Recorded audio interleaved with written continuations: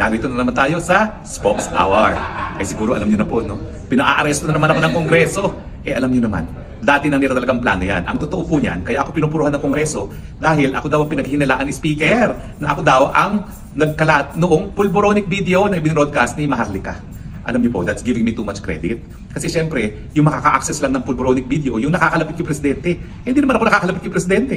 Tumakbo nga ako ng senador sa Unity, pero hindi naman kami naging malapit, no? Kahit anong gawin ko, eh talagang hindi naman talaga ako naging malapit sa kanya. Kasi talagang parang may distansya siya kapag bagong tao, no? Yun yung akin na-discover. Kaya nag-give up na rin ako. Nasabi ko, eh di wag. Pero anyway, kaya po talaga sa mula't-mula, pinupuruhan nila ako. Now, alam ko naman ho bilang abogado na may kapangyarihan ng Kongreso na mag-cite in contempt. Pero alam niyo ba ho, kaya meron silang ganyang kapangyarihan, hindi po para magparusa. Wala pong kapangyarihan ng Kongreso na mag-contempt para magparusa. Ang kanyang kapangyarihan na mag-contempt ay para lang maprotektahan yung institusyon. So, unang-una po, hindi dapat ginagamit ang contempt pagpaparusa. Eh ako nga po, pinaparusahan ako dahil ako nga daw di umano yung source ng pulboronic video na hindi naman ako. No? Pangalawa po, bagamat meron silang ganyang kapangyarihan, eh sinabi na po ng Korte Suprema, eh merong limitasyon po yan. Ano yung limitasyon na yan? Unang-una, dapat yan po ay may kinalaman sa investigasyon. Pangalawa, dapat rinirespeto ang karapatan ng mga resource persons. Now, anong kinalaman po ng aking Statement of Assets, Liabilities, and Net Worth sa POGO? Di ba po, ang iniimbestigahan ay POGO? Anong kinalaman ng aking mga income tax return sa POGO? Anong kinalaman ng bentahan ng pamilya ko ng lupa sa POGO? Anong kinalaman ng estate ng aking tiya sa POGO? Wala po. Ang katotohanan, wala silang mahanap na link sa akin sa POGO. Dahil sinabi na nga ni Cassie Ong na hindi talaga ako involved sa Lucky South. Pero dahil wala silang mahanap na link sa akin sa POGO, humahanap sila ng butas. At siguro naman, makakahanap sila ng butas. Bakit? Hindi naman ako accountant eh. Alam niyo naman, ako ay naggagawa ng mga required forms, pero hindi naman ako talaga eksakto gumawa ng mga exact forms. Pero sa akin, kung ang gusto nilang patunayan, meron akong unexplained wealth, bakit hindi na lang sila magsampa ng kaso? At alam niyo po, naging desisyon na yan ng Korte Suprema doon sa kaso nga ng Bengzon versus Blue Ribbon Committee, Senate Blue Ribbon Committee. Nang sabi ng Korte, hindi po hudikatura ang Kongreso. So hindi po pwede ang pagdinig nila, gagamitin nila para parusahan ng mga tao sa paglabag sa batas. Kung talagang sa tingin nila na meron akong unexplained wealth, edi magsampa sila ng kaso at ipapakita ko naman sa ombudsman o kung saan man, kung saan ko kinuha yung pera na pambili ng mga lupa. Kasi nga po, ang bilin sa akin ng lolo ko, pag ika-nagbenta ng lupa, bumili ka ng lupa. So sa akin wala pong problema yon. Pero wala pong jurisdiction ang Kongreso na paghimasukan itong mga bagay-bagay ng pribado dahil ang investigasyon nila ay POGO. Ano ba sinasabi nila? Sinasabi nila ang POGO daw ay bumibili ng mga lupa. Eh meron ba silang nakita na kahit isang lupa na nasa pangalan ng POGO? Ang mga lupa po namin nasa pangalan ng mga family corporations ko. Eh alam niyo po, tinatanggap naman talaga yan dahil pag ikaw'y namatay at nasa family corporation, hindi ka kinakailangan magbayad ng estate tax. At kapag ikaw nagbentahan at nasa pangalan niya ng korporasyon, mas mababang buwis ang babayaran mo kasi ang bentahan yung shares of stocks, hindi yung halaga ng lupa mismo. So sa akin po talaga, ang talagang dapat sundin na desisyon ng Korte Suprema itong Bengzon. Pag hindi po at walang kinalaman sa iniimbestiga ng Kongreso, hindi dapat isiwalat ng mga resource persons. Pangalawa, kung talagang hinuhuli nila ako dahil sa isang krimen, wag nilang gamitin ang aking sariling testimonya at sariling mga dokumento ko na ebidensya lamang sa akin. Yan po yung karapatan against self-incrimination. Humanap sila ng ebidensya kung sinasabi nila na POGO ang bumili ng mga lupa namin, edi ilabas nila. Paano naman po mangyayari yun? Yung mga aking family corporations, 2014 pa sinimulan. Wala pang POGO sa Pilipinas. Nasimulan na yung aking mga family corporations. Ang mga bentahan po, bago pa. Sumulpot yung Lucky South 99 na yan na pilit nilang inuugnay sa akin. Ang katunayan po, ang na-establish lamang, unang-una, sinamahan ko si Cassie Ong para nga po humingi ng gives. Gives sa pagbayad doon sa kailangang bayaran sa PAGCOR dahil nga po, di umano sila yung nadispalkohan.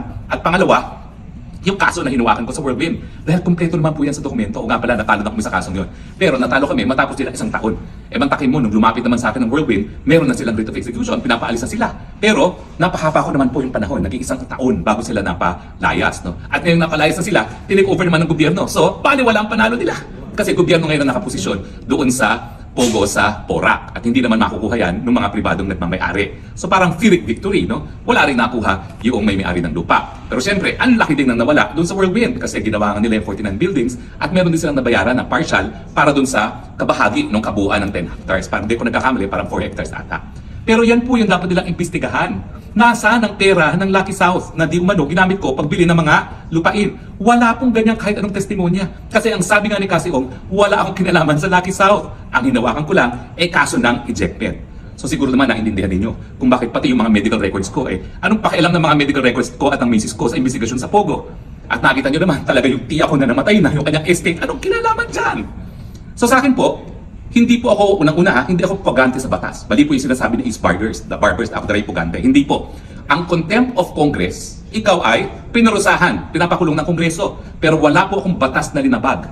Nagsampa na po sila ng kaso laban kay Cassie at dun sa iba pang mga involved sa Lucky South 99. Hindi po ako kasama sa kahit anong kaso. Nagsampa nila sa ng kaso dun sa kay Alice Guo, sa Banban. Hindi rin po ako kasama doon. So wala po akong kasong hinaharap sa piskalya o sa hukuman. Ang kaso ko lang po dahil ayaw ko nga ibigay yung mga dokumento na wala naman pong kinalaman sa investigasyon ng POGO. At nandyan nga po yung desisyon ng Bexol bilang authority na hindi mapipilit na ibigay ang mga dokumentong wala kinalaman sa investigasyon. Hindi nga po siya po pwedeng tanungin ng mga bagay-bagay na walang kinalaman sa investigasyon. Kasi ang nangyari dun sa Bexol, nagkaroon na po ng kaso Ang iniimbestigahan nila parang nagkaroon daw ng korupsyon dahil yung mga korporasyon ni Cocoy Romualdez di umano ay binili ng Lopa family na kamag-anak ni Cory Aquino. O ang sabi ng korte, hindi naman yan legislative hindi naman yan in aid of any legislation. Wala talagang batas na bubuuin. Ang gusto lang ma-establish, corrupt din yung mga kamag-anak ni Cory. O, sabi ng korte, dahil hindi siya in aid of legislation, hindi dapat ituloy ang investigasyon. At lalong-lalo na dun sa kaso ng Bengzon na meron ng kasong nakasampa sa ombudsman. So kung gusto po nila akong kasuhan ng unexplained wealth, excuse me, napag-aral naman po ako ng aking mga pamilya sa Amerika, sa London, at saka sa UP, siguro naman hindi naman unexplained wealth po yan. No? At anongin yung mga kakasi ko, buhay naman ako sa isang gated community, hindi ko po pinag-aayabang yan. Kasi bilang Kristiyano po, talaga ang turo sa akin ng lola ko, baliwala po talaga itong mga material na mga possessions. Ang importante talaga, seek ye first the kingdom of God. Yan po talaga pinaniniwalaan namin. Pero, God has been good to the family. Dahil binigyan niya po kami ng lupain, dyan sa Parañaque, dati po ay taniman ng palay, biglang naging subdivision at naging commercial pa. Yan lang po yung swerte ng pamilya ko. No? Pero, yun nga po, bilang isang abogado, hindi naman ako po pwede na baliwalain kong karapatan ko. Lalong-lalo na itinuro ko naman sa aking mga estudyante sa UP Law kung anong dapat na sakop lamang ng legislative investigation. So ulitin ko po hindi ako pugante dahil ako po ay lumabag sa batas. Pugante ako sa Kongreso lamang. Wala po akong pakialam.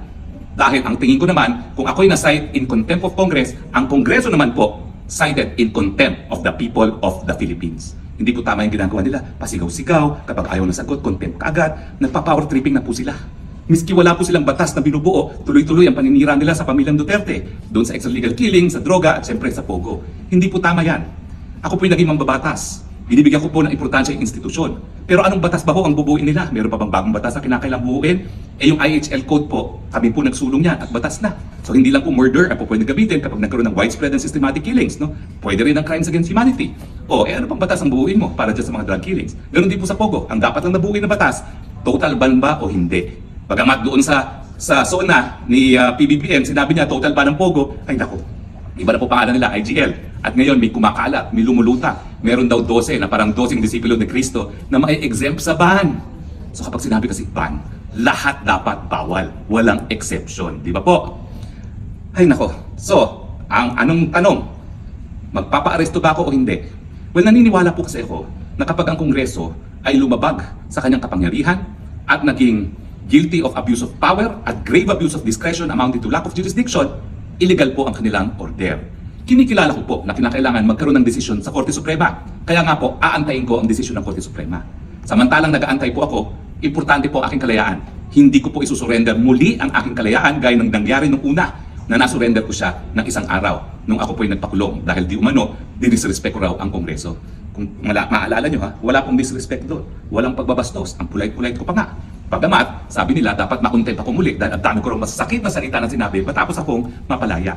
Alam niyo po, hindi gaya ng hukuman na pinuprotektahan laban sa pagbabatikos ng publiko, ang Kongreso po, hindi naman binibigyan ng ganyang proteksyon. Wala pong indirect contempt. Bakit? Kasi puro politika po sila. Kaya po nilang sumagot. Samantalang mga West, pinuprotektahan laban sa mga pagbabatikos kasi hindi sila makasagot. Ang kanilang sagot ay doon lamang sa kanilang mga desisyon. So, mga kaibigan, hindi po ako pugante. Ako po isang ordinaryong mamamayan, pinaglalaban ang kanyang karapatan. Alam ko po na makapangyarihan ng mga congressmen. Alam ko po, napakadami nila. Pero ako naman po, bilang ordinaryong mamamayan, may proteksyon. Ang tawag po dyan, ang Bill of Rights ng saligang batas at paninindigan ko po yan. Dahil kung hindi paninindigan ng mga ordinaryong mamamayan ang kanilang karapatan, tuluyan pong lalabagin ng mga power trippers. Aantayin ko po ang desisyon ng Korte Suprema. Kapag sinabi ng Korte Suprema, ilabas ang dokumento, ilalabas ko po yan. Pero sa ngayon po, antayin muna natin ang desisyon ng hukuman. At kung ako ay in contempt of Congress, tatanggapin ko po yon dahil ako naman, hinihimo ko ang aking mamamayang Pilipino, i-contempt of the people po natin ang Quad Committee at itong Kongresong ito. Maraming salamat po sa inyong patuloy na suporta at pagtangkilik ha. Alam niyo po talagang nag-iisa lang ako. Ang kalaban ko, isang napakalaking institusyon, mga mayayaman, mga makapangyarihan, speaker, na kamag-anak pa ng presidente. Pero, nandyan po ang aking pananampalataya sa Panginoon at nandyan po ang aking paniniwala na ang sambayang Pilipino, suportado po kapag pinaninitigan ang karapatan ng mga ordinaryong mamamayan. Maraming salamat po at gaya ng aking palaging sinasabi, I love you Philippines. You're the only country that I have because you're the only country therefore that I will love. Magandang araw po sa inyong lahat.